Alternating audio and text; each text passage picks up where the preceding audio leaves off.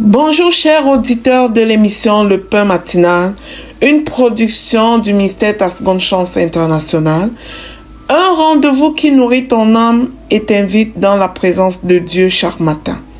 Cette émission comprend deux moments forts. L'exhortation présentée par Dr Dorian pour fortifier ta foi et la parole en mission ou bien les promesses de Dieu proclamées pour libérer ta victoire. Lorsque tu arriveras dans cette deuxième rubrique de la parole envoyée en mission, je te prie de délier ta langue, de proclamer avec foi pour libérer ta victoire. Alors, bien-aimé, installe-toi, reste jusqu'à la fin, car chaque parole est une semence de vie pour ta journée.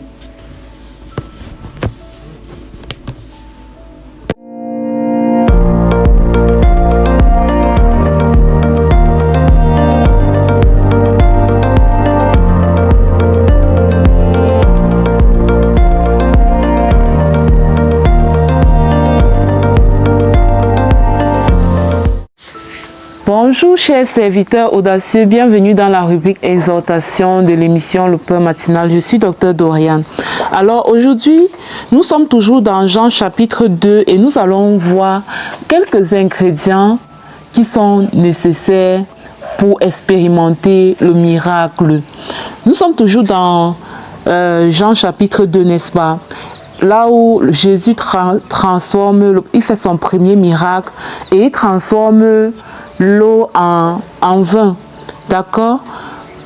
Maintenant, nous allons voir quelques ingrédients qui ont opéré ce jour-là pour qu'ils puissent transformer l'eau en vin. Le premier élément, c'est quoi? C'est la foi. On va relire encore un peu. J'espère que vous lisez en même temps chez vous, d'accord, pour qu'on soit sur la même longueur d'onde. 3 jours après, il y eut des noces à Cana en Galilée. La mère de Jésus était là, donc Marie, n'est-ce pas? Et Jésus fut aussi invité aux noces avec ses disciples. Le vin ayant manqué, la mère de Jésus lui dit, « Ils n'ont plus de vin. » Jésus lui répondit, « Femme, qu'y a-t-il entre moi et toi? Mon heure n'est pas encore venue. » Sa mère dit au serviteur, « Faites ce qu'il vous dira. » Oh, vous voyez la dimension de foi que Marie avait. Un tel niveau de foi que nous aussi nous devons avoir quand nous sommes dans une situation et que nous avons besoin d'expérimenter le tout à coup de Dieu. Jésus a dit à Marie, « Femme, qu'y a-t-il entre moi et toi? Mon heure n'est pas encore venue. » Elle aurait pu s'offusquer. Elle aurait pu se mettre dans tous ses états.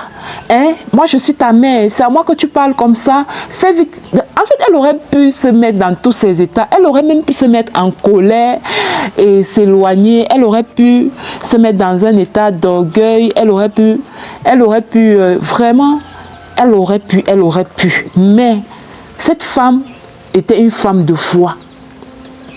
Ça, je ne nous apprends rien. Marie, la mère de Jésus, est une femme de foi. Et c'est d'ailleurs pourquoi c'est elle qui a mené à bout ce projet d'être le canal que Dieu a utilisé en fait pour se manifester ici sur terre. Donc elle avait la foi, Marie. Malgré que Jésus lui a dit, femme, il ne dit même pas que maman, que femme, qu'y a-t-il entre moi et toi? Mon heure n'est pas encore venue. Elle n'a pas fait attention à ça. Elle a juste dit, pas la foi. Ça, c'est pas la foi, c'est un langage de la foi. Faites ce qu'il vous dira. Et aujourd'hui, ce langage de la foi agit encore. Je disais, il y a de cela plusieurs jours, que le Saint-Esprit pouvait me révéler que les chrétiens n'ont pas la foi. On le dit par la bouche, oui, je crois.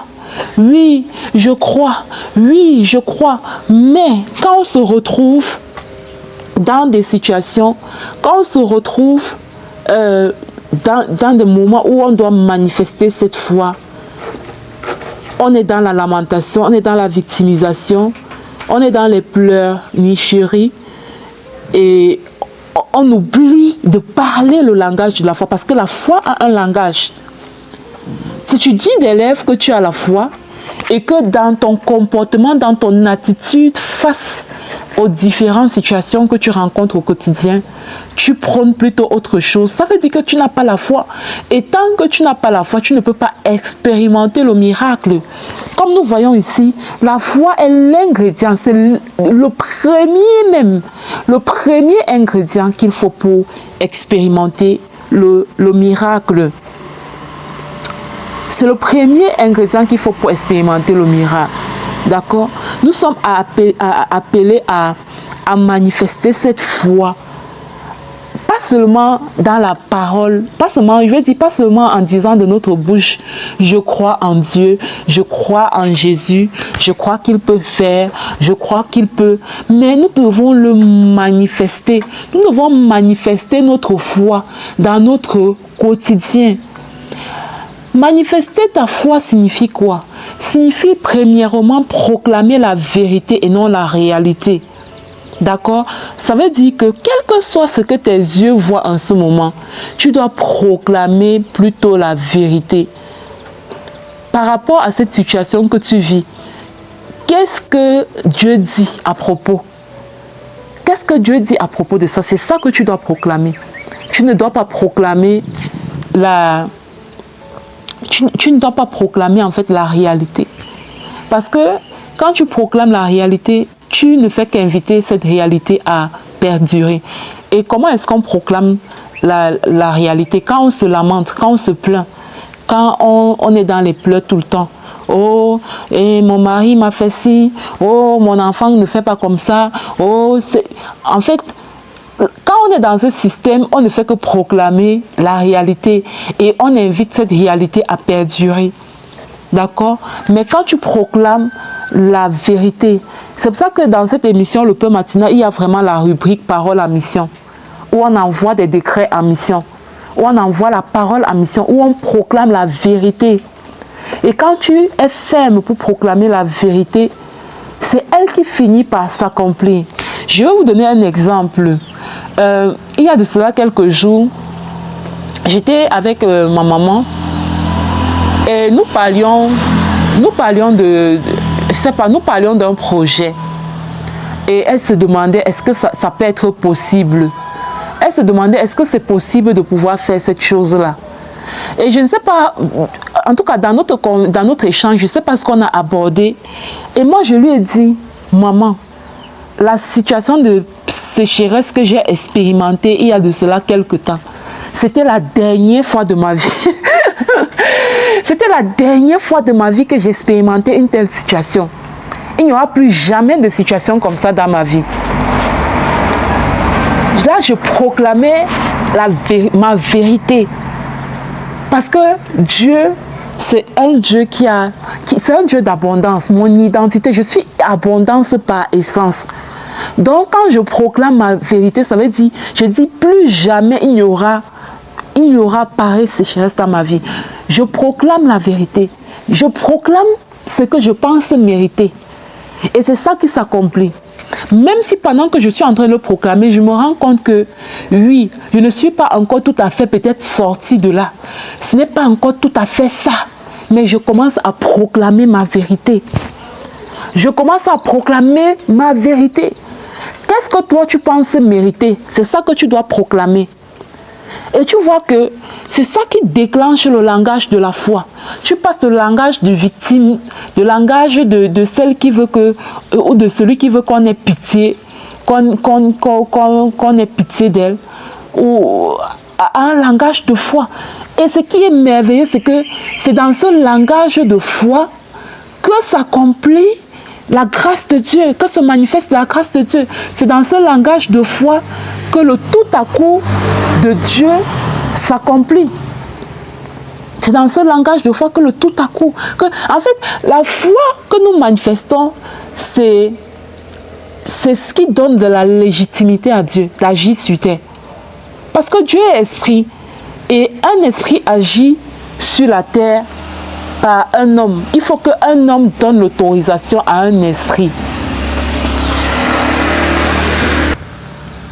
Il faut qu'un homme donne l'autorisation à un esprit pour agir ici sur la terre, pour être légitime d'agir sur la terre. Donc ta foi c'est ce qui va donner cette légitimité à Dieu d'être qui il est. Ta foi, c'est ce qui va permettre à Dieu de pouvoir manifester sa puissance ici sur terre. C'est la permission que tu donnes en fait à Dieu pour dire je suis en accord, je suis aligné, tu peux le faire. D'accord? Donc, demain nous allons voir le deuxième ingrédient pour expérimenter le miracle. Nous allons voir ça. Si tu nous écoutes pour la première fois, peut-être sur YouTube, je t'invite à télécharger l'application. Télécharge l'application Le Peur Matinal. D'accord? Ce qui est génial avec l'application, c'est que tu as la rubrique exhortation à part, tu as la rubrique parole à mission à part. Donc, tu peux vraiment prendre le temps d'écouter l'un et l'autre à part en fonction des objectifs que tu veux atteindre dans ta méditation. Je te souhaite de passer une très belle journée et on se dit à demain par la grâce de Dieu. Shalom, shalom.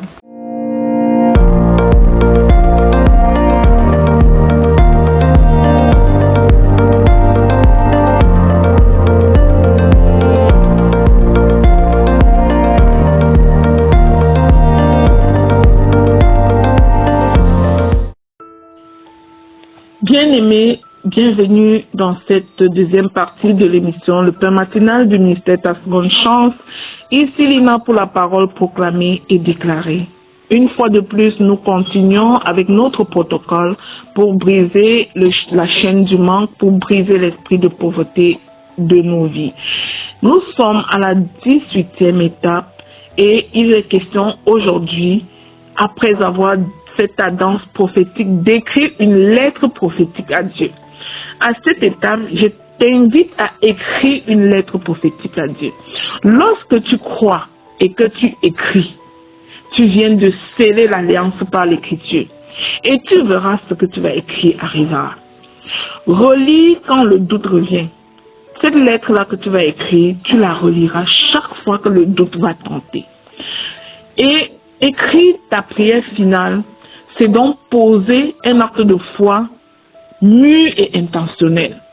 C'est dire je crois dans mon cœur, mais je le scelle par l'écriture comme une déclaration intentionnelle que je vais l'avoir. La prière écrite devient une lettre prophétique adressée à Dieu. Je ne sais pas si tu l'as déjà essayé, mais écris. Elle rassemble ce que nous avons cru. Parce que tu dois redéposer sur une feuille ce à quoi tu as cru, ce que tu as reçu, ce que tu as proclamé, ce que tu as espéré. Là où les émotions fluctuent, l'écriture va venir sceller la vérité que tu viens d'accepter dans ton cœur. Elle va fixer l'alliance, graver la confiance et donner une mémoire à la foi que tu viens d'avoir. Alors, sceller l'alliance par l'écriture ce n'est pas informer Dieu. Dieu sait déjà. Mais sceller l'alliance par l'écriture, c'est-à-dire c'est renforcer ce en quoi, c'est confirmer ce en quoi tu as cru. C'est aligner ton cœur, ordonner tes pensées de choisir la vérité que tu viens de découvrir et à laquelle tu crois. En écrivant, tu déposes tes fardeaux, tu confesses tes convictions et tu déclares ta dépendance confiante en Dieu. La prière devient alors un repère, un hôtel intime.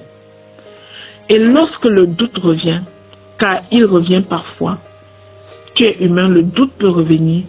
Souviens-toi que tu as écrit cette prière prophétique. Prends-la et relis-la. La prière écrite nous attend. Prends-la. Ce que tu as écrit toi-même, la relis pour te rappeler ce à quoi tu as cru. Et te rappelle ce que Dieu a dit, ce que nous avons cru et la paix qui nous a été donnée. Relis à chaque fois, c'est te repositionner. Relis, c'est raviver la foi.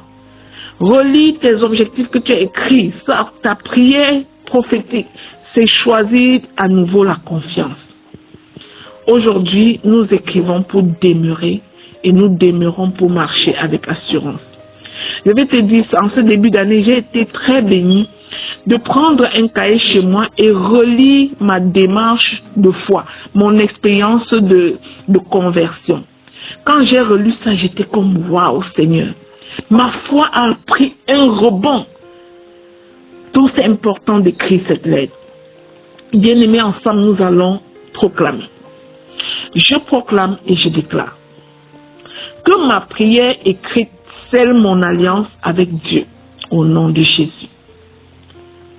Je déclare que mes mots sont alignés avec la vérité de Dieu et ancrés dans mon âme au nom puissant de Jésus-Christ.